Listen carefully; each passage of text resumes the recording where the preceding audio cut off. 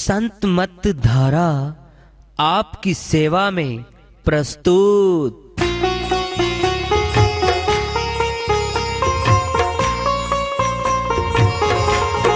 जो चाहता है प्रभु प्यारा वो आओ संत मत धारा, भक्ति भेद बता कर सारा वो कर दे भव के पारा। जो चाहता है प्रभु प्यारा वो आओ संत मत धारा, भक्ति भेद बता कर सारा वो कर दे भव के पारा। जो चाहता है प्रभु प्यारा।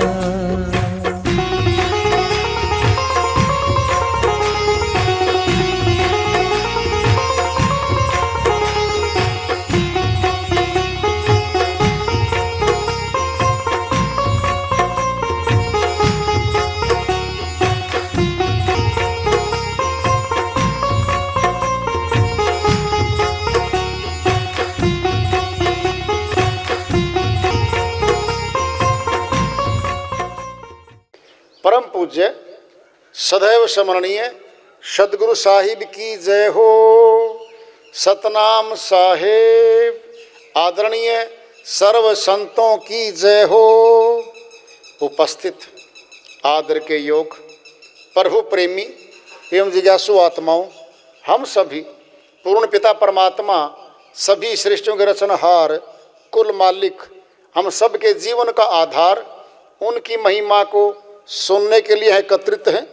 मेरी सभी से अर्ज है कि मैं कोई जगत गुरु नहीं, कोई महाराज नहीं, कोई महामंडलेश्वर नहीं, मैं केवल सभी संतों की चरणों की धूल हूँ और आपका भक्ति मार्ग में सहायक हूँ। मैं अपनी सीधी साधी टूटी फूटी भाषा में, संदूकड़ी भाषा में भक्ति भेद के गुड़ रहस्यों को उजागर करने वाले विचार आपके समक्ष रख रहा हूँ। यदि अच्छे लगे अपनाएं, नहीं तो गैर जरूरी समझकर विसार दें। हाँ, सत्संग ही एकमात्र प्रभु प्राप्ति का विद्यालय है, विश्वविद्यालय है ये। और हम सभी सत्संग में आए हुए हैं। हम जिज्ञासुओं तभी तो आए हैं। हम पिछले सत्संगों से वार्ता करते चले आ रहे हैं कि चेतावनी से प्रभु प्राप्ति की ओर, उस अध्याय को, उस वार्ता को आज फिर आगे बढ़ा रहे हैं। देखत परलय हो गए हाथी के असवार, हाथी घोड़ा पालकी कछु न चाली लार।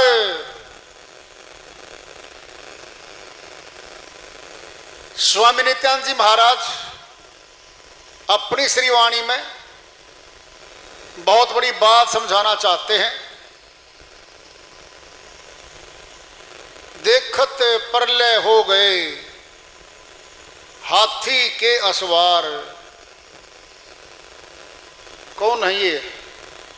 राजा महाराजा युद्ध की तैयारी करते हैं, कमजोर राजा पर चढ़ाई करते हैं। क्या करने के लिए?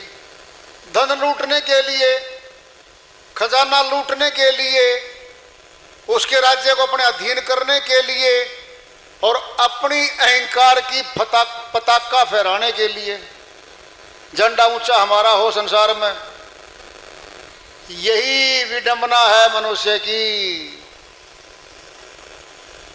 निरपराधी राजा को, उनकी जनता को ये अपने अहंकार में, अपने लोभ और लालच में मार काट करता रहा मनुष्य। और नाम क्या देता रहा? विजयश्री। हम फला देश के राजा को हराएंगे, विजयश्री प्राप्त करेंगे। क्यों थाली में धर के दी है क्या विजयश्री? हजारों बेगुनाह लोगों को मारोगे, काटोगे तुम, माता बहनों के सिंदूर उजाड़ोगे, बच्चों को अनाथ करोगे तुम, जुल्म जोर की ताकत पे तुम उनको अधीन करोगे, फिर राजा महाराजा बनोगे। यही विडंबना रही है मनुष्य की। फौजें जोड़ी, तैयार की, हाथी घोड़े, सेना होती थी पहले, पैदल सेना भी होती थी। वजीर राजा लोग हाथियों में चढ़ के युद्ध करते थे। क्या कसूर था उनका? कुछ भी तो नहीं होता था उनका। टैक्स दो, जमीन इतनी दे दो हमें, नहीं तुमको मारेंगे, विजय प्राप्त करेंगे। पशु वृत्ति रही है मनुष्य में। जीवो और जीने दो, लेट एंड लेट लिव की परिभाषा कहता तो है मनुष्य, अपनाता नहीं है ये। देखत परले हो गए हाथी के असवार। तैयारियां की दोनों सेनाओं के सेनापतियों ने। अब दौड़ लगेगी, युद्ध की घोषणा। 1 घंटे के अंदर हजारों सैनिक मारे गए और हाथी पे असवार योद्धा लोग भी मारे गए। देखत परले हो गए, परले मैंने मारे गए। आप मर गया तो जग परले है, किसने देखा बाकी बाद में कौन बचता है। हाथी के असवार, हाथी घोड़ा पालकी, कछु न चाली लार। क्या लेने आया था? हाथी तेरे साथ चलता नहीं, जिस पालकी में बैठा वो तेरे साथ चलता नहीं। कमजोर राजा का खजाना लूट लिया, वो साथ जाता नहीं। मौत पे सब छूट जाता है यहां। कैसी विडंबना है मनुष्य की। अरे कमजोर को तो सहायता करते हैं, गरीबों की सहायता करने की ड्यूटी है मनुष्य की। आज भी वही अंधी दौड़ है मनुष्य की। बेशक से 200, 250, 300 देश इकट्ठे होकर पंचायत बना के रखते हो, चाहे ताकतवर देश की आज भी लड़ाई लड़ी जा रही है। संसार में कौन ताकतवर है? कमजोर को दबा लो, मार डालो। बस शिक्षा, पढ़ाई लिखाई जितनी ज्यादा करी, जितनी तरक्की ज्यादा करी विज्ञान ने, जितना सुख दिया है मनुष्य को, उतना विनाश भी किया है मनुष्य का। एक तलवार से 1, 2, 10, 20 मार देता था। आज तो एटम बम बना लिए, बड़े बड़े बम बना लिए, बड़े बड़े शक्तिशाली मिसाइल बना लिए। एक बटन दबाता है, हजारों मारे जाते हैं। क्या बदला मनुष्य ने? शक्लें बदली इनकी। ये वही हिंसक जानवर हैं। कमजोर जानवर को शक्तिशाली जानवर मार के खा जाता जंगल में, वन में, कोई बचाने नहीं आता। क्या इसीलिए जीवन मिला था मनुष्य का? मारो काटो, अधीन कर लो, गुलाम बना लो। इसीलिए प्रभु की भक्ति करने के लिए मनुष्य तन मिला था, गरीबों की सहायता करने के लिए, कमजोर आदमी की मदद करने के लिए ऊंचा मनुष्य तन दिया था। फिर पशु ये काम तो कर ही रहे। पशु मनुष्य को बुद्धिमान, श्रेष्ठ, ऊंचा, परमार्थी कर्म करने के लिए मनुष्य तन दिया है। ये तो बहुत से पशुओं की भी रक्षा करता मनुष्य। तो किस लिए आए थे? कभी विचार भी किया है? मनुष्य शांति चाहता है, लड़ाई नहीं चाहता, शांति से बसना चाहता है, सुख शांति चाहता है। ये कब मिलेगी शांति? जब शांत होंगे हम, क्रोध नहीं करेंगे, बदला नहीं लेंगे, मार काट नहीं करेंगे, गरीब को नहीं दबाएंगे, तब शांत होंगे हम। फिर शांति आएगी, परमार्थी कर्म होगा, एक दूसरे की मदद करेगा मनुष्य, भूखे को अन्न देगा, गरीब को कपड़ा देगा। कहने में सभी विभाग चल रहे सभी देशों की सरकारों में, है तो सही, फिर दिखा कुछ रहा है, कर कुछ रहा मनुष्य। क्या यही फितरत है मनुष्य की? देखत परले हो गए हाथी के सवार, इतिहास गवाह है, हमने भी पढ़े इतिहास और हमारी आने वाली पीढ़ियां ही पढ़ रही हैं। क्या क्या मारा काटा गया था पूर्व राजाओं के द्वारा। आज भी हिंसक क्रांतियां हो रही हैं, आदमी को आदमी मार रहा है, कहीं दया नहीं है। जैसे मनुष्य के लिए दुश्मन बन के पैदा हुआ मनुष्य, सौहार्द नहीं है, दया नहीं है, आएगी भी कैसे? हिंसक मनुष्यों में हिंसक बन जाता है ये। अच्छे मनुष्य नहीं होते, शांति चाहने वाले मनुष्य नहीं होते, न्यायकारी नहीं होते, तो समस्त विश्व समाप्त हो जाता। आग लगी आकाश में, झड़झड़ पड़े अंगार, संत न होते जगत में तो जल मरता संसार। साहिब अपनी श्रीवाणी में समझाते हुए कहते हैं, अगर संत नहीं आते यहां पर, आग लगी आकाश में, झड़झड़ पड़े अंगार, ये मिसाइल आकाशों में, परीक्षण समुद्र में, धुआं धुआं दिखता है। क्यों? पशुओं को मारने के लिए बनाए हैं क्या? आके विचार भी किया, अरे मनुष्यों को मारने के लिए बनाए सारे, पशुओं के मारने के लिए नहीं बनाए मनुष्य ने, आदमियों को मारने के लिए बनाए सारे। जितना धन सभी देशों का रक्षा पे, फौज पे, हथियारों पे खर्च होता है, इतना धन अगर जनता की भलाई पे लगा दें, एक भी व्यक्ति बिना मकान नहीं रहे, कोई भूखा नहीं सोए, सबको सब चीज मिल जावे,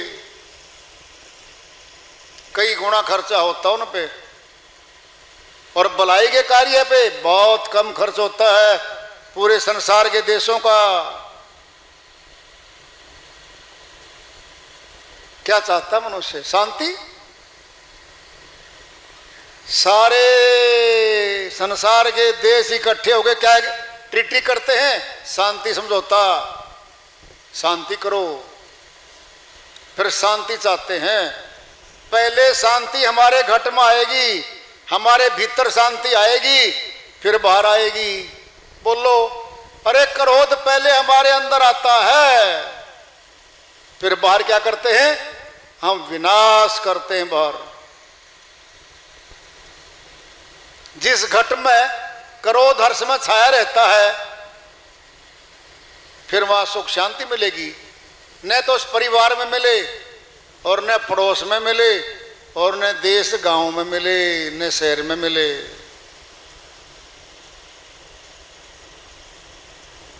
सही तौर पे हम एक दूसरे के लिए बने हैं, ये मनुष्य समाज है। एक दूसरे के दुख में काम आने वाले बने। कब होगा ये कार्य? जब हम विनाशकारी विचार छोड़ देंगे, दूसरे को दुखी करके, उससे शोषण करके अपना धन ऐंठ ले उससे, ये त्यागना पड़ेगा हमने। ये शिक्षा कौन देगा? दो हैं, एक भौतिक जगत का सुख है, एक आत्मिक सुख है। तुलनात्मक कर लो अध्ययन आज। भौतिक जगत में मनुष्य ने खूब तरक्की कर रखी है।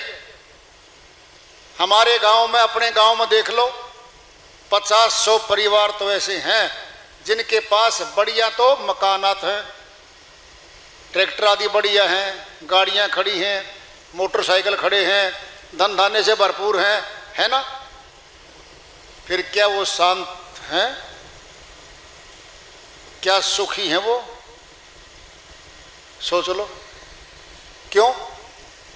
धन बढ़ाने की लालसा है, और बढ़ाएंगे और बढ़ाएंगे। क्या करेंगे? किसी न किसी का शोषण ही तो करेंगे। गरीब आदमी गलत फायदा उठाएंगे, गरीब भाई है उसका फायदा उठाता मनुष्य आज।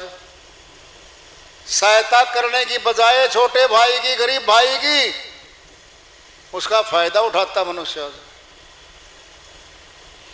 ये पैसे की लालसा, अंधी दौड़, दिखावे की दौड़ मनुष्य को अंदर से खोखला करती जा रही है। कितनी ही जमीनें, जायदादें, मकानात बढ़िया आलीशान सब चीजें हों, पर सुखी तो नहीं है। बहुत से तो नशा करके सोते हैं, चैन आराम नहीं है। बाहर से कहते हैं देखो जी मैं तो बड़ा सुखी हूं, धन ज्यादा होने में सुखी है क्या है? अरे गरीब आदमी भी सुखी है, 10 आदमियों को भोजन करवाता है, नहीं तो कम से कम किसी का गलत तो नहीं खाता। प्रभु का भजन करके सभी का निवेदन करता है, मालिक सबको सुख दियो, सबको सुखी रखियो। ऐसी हाथ जोड़ के निवेदन करता है वो सुखी हो सकता है, क्योंकि सुखी व्यक्ति सुख चाहता है, दुखी व्यक्ति सुख कहां चाहेगा? दुख देगा वो। भीतर क्या है? जो भीतर है वही तो मांग कर रहे हैं हम। क्या करता भूखा? भोजन मांगता है। सोचो, भूखा व्यक्ति भोजन मांगता है, क्रोधी व्यक्ति क्रोध करता है, दूसरों को दुखी कर देता है अपनी वाणी से, अपने गलत आचार विचार से। दो सुख हैं, भौतिक सुख, बाहरी सुख साधन मिल जाएंगे हमें, क्या सुखी होंगे हम? एक आत्मिक सुख है, अंदर का सुख है। अंदर का सुख स्थायी है, उस पे पैसे नहीं लगते। बाहर की चकाचौंध दिखाने के लिए तो पैसे लगते हैं भाई, बहुत दिखाना पड़ता है, लाखों का हिसाब किताब। अंदर से चाहे थोथा हो, चाहे कितना कर्जदार क्यों नहीं हो, दिखा तो अमीरी रहा है बाहर। तो आत्म सुख सबसे ऊंचा सुख है। कहाँ मिलेगा वो? कहीं दुकान पे नहीं बटता वो। परमात्मा की भक्ति में सुख है, क्योंकि वह सुख का खजाना है।